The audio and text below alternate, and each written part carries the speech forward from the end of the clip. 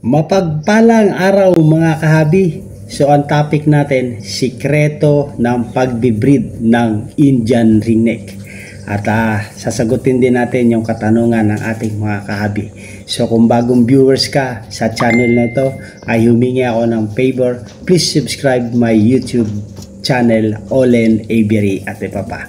So mga kahabi, ang pag-uusapan natin yung sikreto or tips sa pagbibreed ng Indian ringneck. Alam natin na maraming kapamaraanan ang ating pagbibreed ng mga Indian ringneck. So pakinggan natin yung tips o yung sikreto ng ating kahabi na si AD 1671 na laging nagbabahagi sa atin regarding po sa Indian ringneck. So ganun din po yung katanungan ng ating kahabi na si Amado Katubay.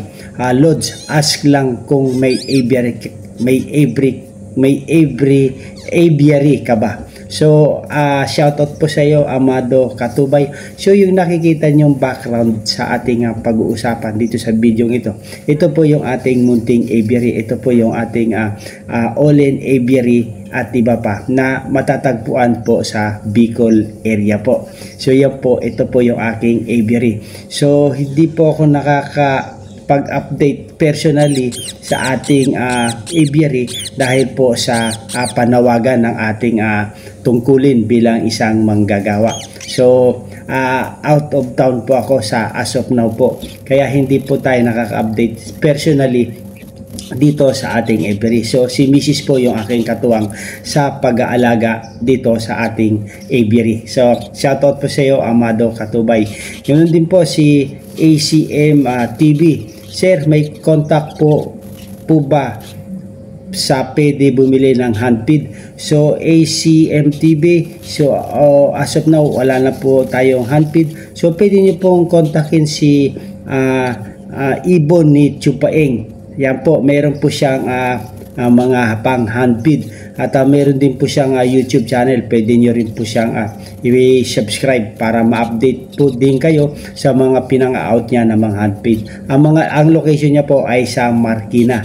So kontakin nyo na lang po. Ito po ang kanyang Facebook page, si Kahabi Ibon ni Chupaeng. So alam ko meron pa siyang mga pang-out na mga handfeed. Okay po, ganun din po. Shoutout po sa iyo, Victor Aguila. Good day, sir. Malapit na rin ako magkaroon ng CWR. So, shoutout po sa iyo, Kahabi Victor Aguila.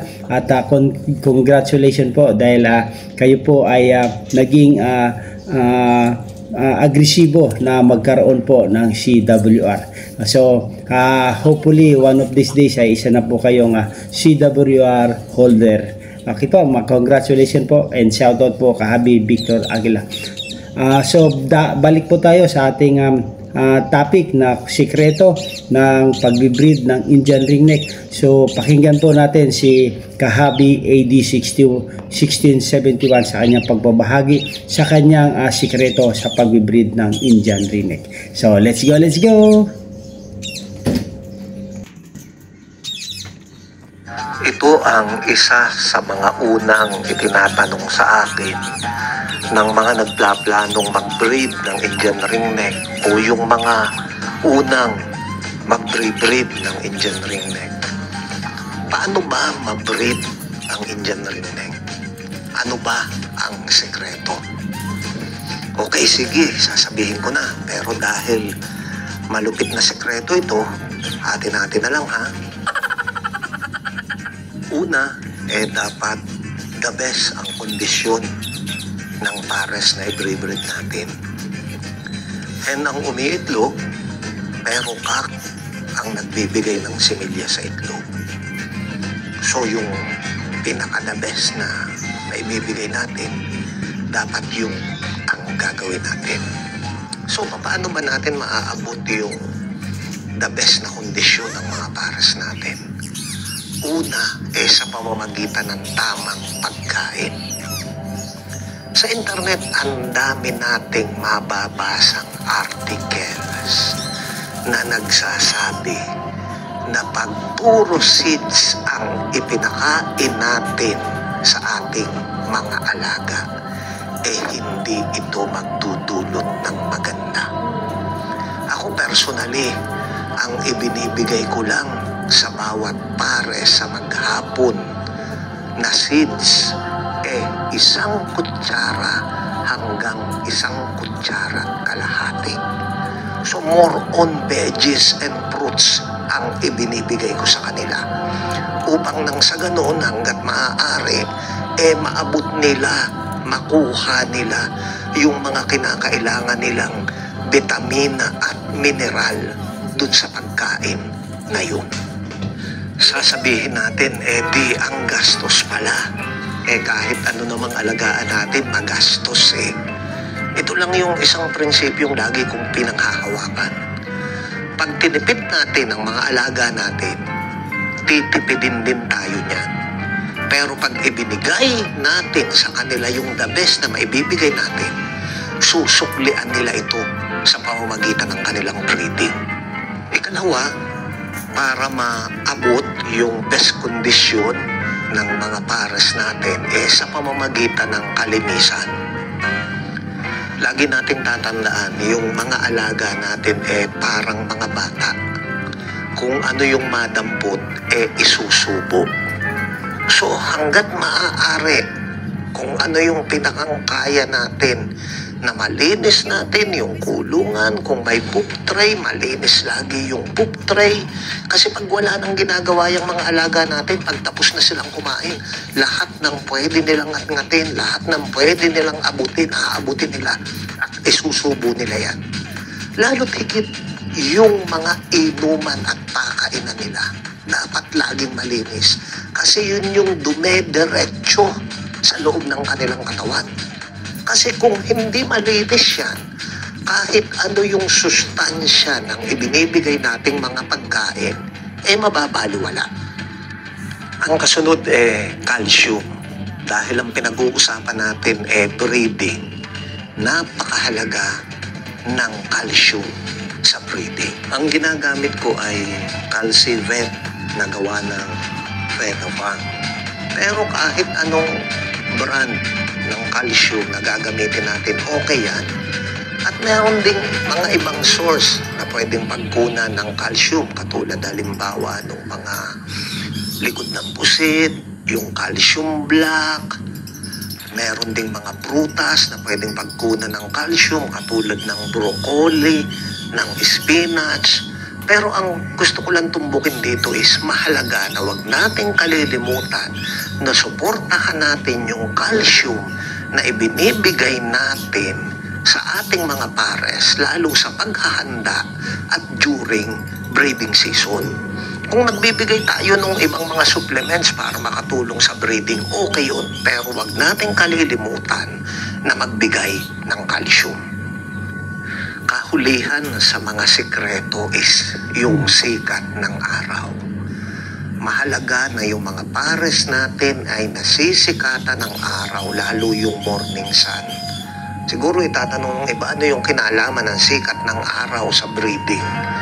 Ang sikat ng araw ang nagbibigay ng vitamin D or D3. At yung vitamin D ang responsible para ma-absorb yung calcium na ibinibigay natin. Ibig sabihin, kung wala yung sikat ng araw, wala yung vitamin D. Kung wala yung vitamin D, kahit nagbibigay tayo ng calcium, baliwala ito kasi hindi ito maa-absorb ng mga pares natin. Bagkus ilalabas din lang nila at hindi mapapapasok sa katawan nila. Sasabihin marahil nung iba sa akin, bakit yung mga pares ko hindi naman nasisikatan ng araw? Or hindi naman ako nagbibigay ng calcium, bakit nag-breed? Totoo yun, mag-breed sila. Pero eventually, yung reserve nila sa kanilang katawan na mga vitamina at mineral, unti-unting madideplete, mauubos. At dahil hindi natin nare-replenish, hindi natin naiibalik, unti-unting maaapektuhan ang kanilang kalusugan. Ibig sabihin, hindi lamang yung breeding ang maaapektuhan, pati yung kalusugan ng mga pares na ating inaalagaan.